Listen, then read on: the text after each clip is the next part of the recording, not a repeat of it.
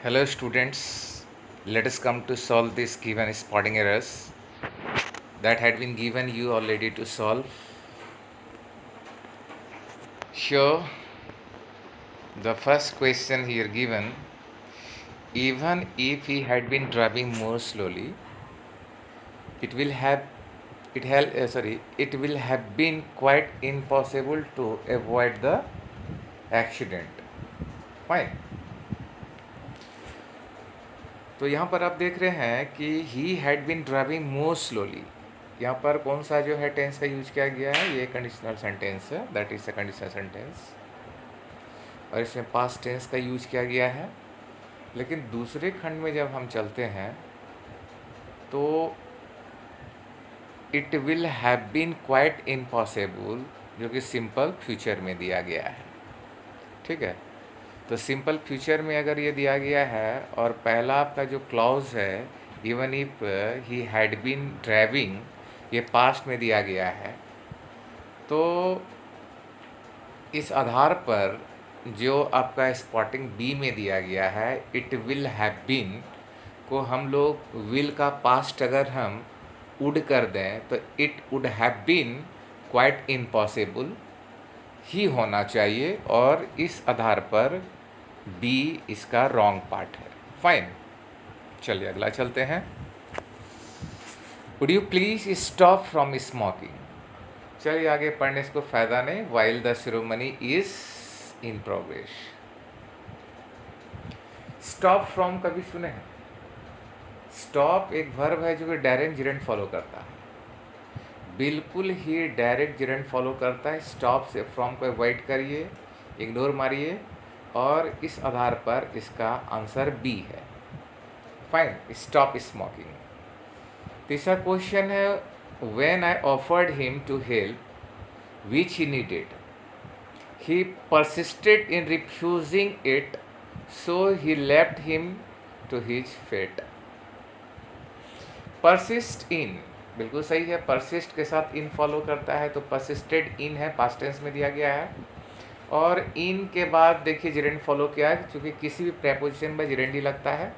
और परसिस्टेड इन यानी परसिस्ट इन का मतलब होता है अड़े रहना, एकदम जिद पे रहना। इस पार्ट में तो एरर नहीं है, लेकिन हम पहला पार्ट में देखते हैं कि when I offered him to help, तो ऑफर आपको याद रखना है कि ऑफर एक ऐसा वर्ब है जिसके बाद अगर आप किसी ऑब्जेक्ट को रखते हैं, जैसे कि हिम यहाँ पे एक ऑब्जेक्ट है, तो वो एक बेयर इन्फिनिटिव फॉलो करता है, और बेयर इन्फिनिटिव का निर्माण कैसे होता है? Without to. तो यहाँ पर फाइनली आंसर हो जाएगा when I offered him help. इस आधार पर ए रॉन्ग है। चलिए, वेरी गुड। चौथा देखते हैं, he reminded me that he has often told me not to play with fire, not to play है, माफ़ करेंगे, not to play with fire। अब देखिए यहाँ पर ही रिमाइंडेड मी यानी कौन सा ये टेंस में दिया गया? रिपोर्टिंग वर्ब की अगर हम बात करें, ये नरेशन का प्रॉब्लम है। रिपोर्टिंग वर्ब आपका पास्ट टेंस में है और दैट से कनेक्टेड है, लेकिन रिपोर्टेड स्पीच में देखिए यहाँ पर हैज का प्रयोग किया गया है। शायद आपको रूल याद होगा कि रिपोर्टिंग पर जब पास्ट होता है तो रिपोर्टेड स्पीच को भी मेरे को पास्ट में रखना पड़ता है। इस आधार पर यहाँ पर ही हैड है ना का प्रयोग करें, ही हैड। फाइन, अगला है, our country needed a number of self sacrificing and devoted political leaders. अच्छा, आवर कंट्री, सब्जेक्ट यहाँ पर देखिए आवर कंट्री है आपका, और जो कि सिंगुलर में जो है आपका इसका स्टेटस है। और अगर आप सिंटेक्स का रूल पढ़े होंगे SSPP, singular subject requires singular verb and plural subject requires plural verb. तो अगर यहाँ पे सब्जेक्ट आपका आवर कंट्री सिंगुलर है तो इस आधार पर नीड्स होना चाहिए, तो आंसर इसका ए है। Instead of his busy and hard life he still retains freshness and robustness. Retain का मतलब क्या होता है? याद रखना, उसको ध्यान में रखना। रोबस्टनेस मीन्स, रोबस्ट क्या होता है? रोबस्ट मीन्स होता है बलिष्ठ। रोबस्टनेस नाउन की तरफ प्रयोग किया गया है। चलिए उधर अभी छोड़ते हैं, यहाँ आते हैं। Instead of his busy schedule, busy and hard life, तो इंस्टीड ऑफ का मतलब होता है के बदले, जो कि आपका सुपरफ्लूअस यूज किया गया है।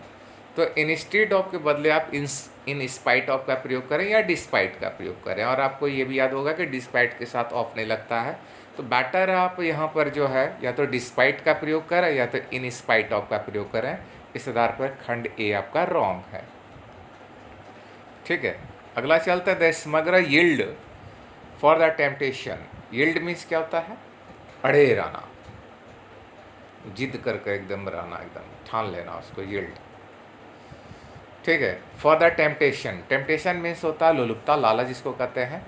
And fail into the police trap. Trap means होता है जाल। वेल, तो यहाँ पर देखिए the smuggler yield for, yield जो एक वर्ब है उसके साथ यहाँ पर प्रेपोजिशन जो फॉर दिया गया है वो रॉन्ग है। यील्ड के साथ हमेशा टू लगता है। ठीक है, ये तो एक फिक्सिंग प्रेपोजिशन का प्रॉब्लम है। फॉर को हटाकर आप टू का प्रयोग करें, सेक्शन बी में प्रॉब्लम था।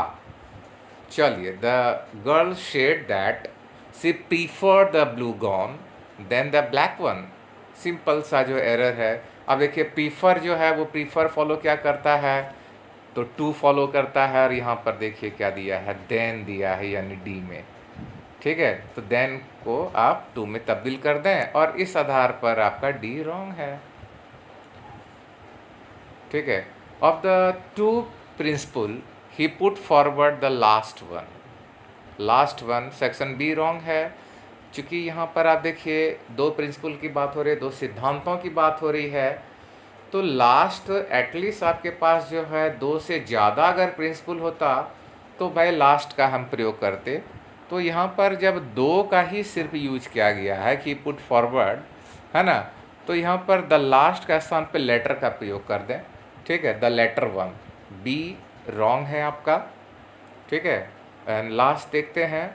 All of us surprise to see an old man of 60 taking part in the marathon held last month. चलिए,